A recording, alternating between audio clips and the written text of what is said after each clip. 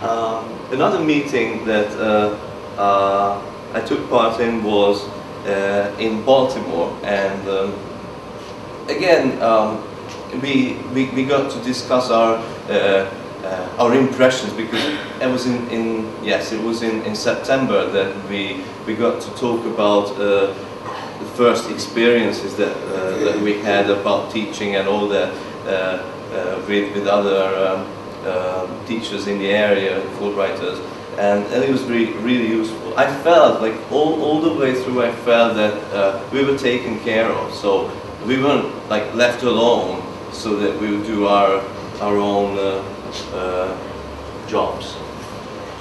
And Anne Kapke, she was like she was one of the greatest persons. Like she was very helpful with us, and so we still exchange a few emails with each other. And this was another meeting. It was actually in Washington, D.C. It was mainly for the alumni, but there were other teachers as well who were invited. And for example, Jennifer Knopp, and she was the representative of the graduate school, and then Michael Kuban, who was one of the representatives of the State Department.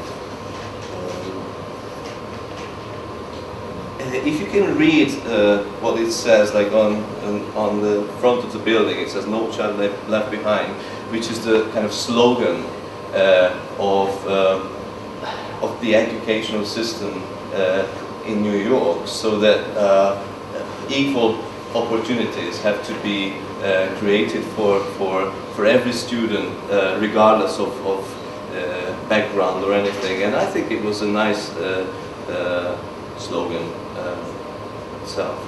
And the building, it was in Washington, D.C. I don't know, I wasn't sure if it was the government buildings actually, but it looks very familiar and very like friendly, not like a big concrete block or something.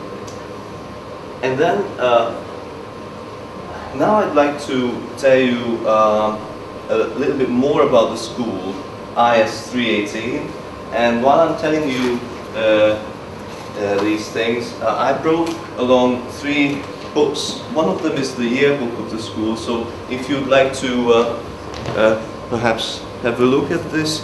And then this was the like a handbook or a kind of helpful document for every student and teacher in the school, which I think is excellent. It's got all the school rules, all the teachers, I mean all the parents and students have to sign it.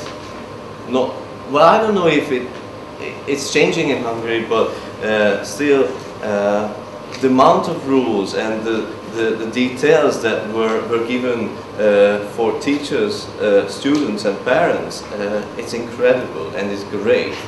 You know what you're doing, you know your responsibilities. Practically there are no unwritten rules. If they, I mean, when I talked to like my mentor teacher, she often looked at me, you know, very strangely about what I was saying about the school that I'm teaching in. It's just it's very different regarding rules. For example, I think we should think about it. Hungarian schools should think about this, having a lot more written rules than unwritten ones. And this was a present from the kids. I was teaching, by the way, I was teaching ESL, English as a Second Language, and the kids gave me a little present, which I find very useful because it's got all the sites of New York City in drawings, and they explain a lot to, and they will, and they do explain a lot to my students. So please. Ask you to speed up. Yes, I'm sorry. A school of 1,500 students, 150 teachers, and It looks a little bit unfriendly, but it is very friendly. Inside you can see that there's some kind of teaching going on. I tried. I'm a teacher of EFL at home. It was the first time that I was teaching ESL, and perhaps by the end of the year I actually understood what I was doing.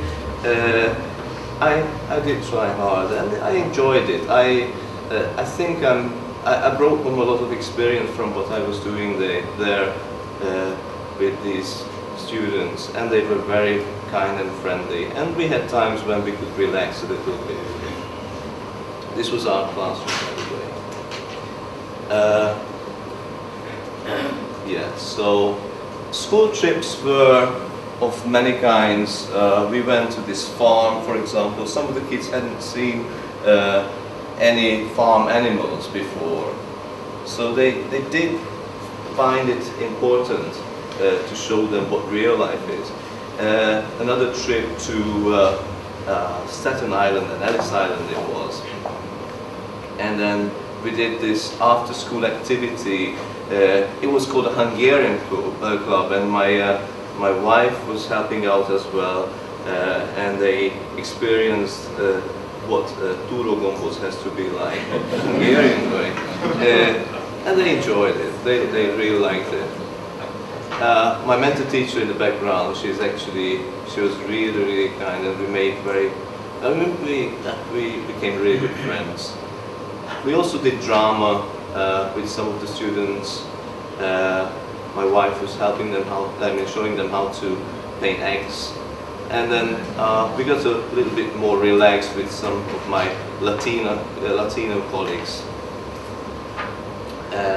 Lots of after-school activities, great music bands, and I have to really have to make it short. I'm sorry.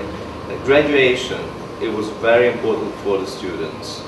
My wife was teaching in the Hungarian Arany János Iskola in New York, and she was actually teaching kids, like first grade kids, but she was also teaching some of them to Hungarian because they didn't speak that good Hungarian. Some of them did, and they had also Mother's Day kind of performance. That was the Magyar Ház in New York. Inside, every Tuesday, very friendly atmosphere, some food, and we had a chat. And then we had a very nice friend visitor. Actually, we went to Boston on this occasion to visit Andrea, who's going to do a presentation later on. And then we invited her over to New York with her daughter. So I have to skip this. I'm sorry. The rat that protects all the bad guys who are in bad businesses. I'll tell you later on, maybe in the break, about it. I really have to rush. They have to rush too, but for another reason. We tried to understand the baseball rules. We didn't, but we did enjoy it. And then Carnegie Hall with Handel the Messiah. It was brilliant. It was really nice there. And one more thing about a painting that was actually by Munkácsi, the blind Milton dictating Paradise Lost to his daughter in the main library in Manhattan. It's a huge one. Picture of that. It's from the internet, actually. I had to download it from the internet, but it's there. You can go and have a look. My favorite poem from the Metro, I found it really nice. Just read it quickly, I'm sorry. And my principal inviting us over for Thanksgiving, and that was Christmas already, and some Halloween shops, and then Irish festivals, other Puerto Rican festivals, the Niagara Falls. That was actually the oldest street in New York State, in New Palace. And I took lots of photos of them. I'm sorry for being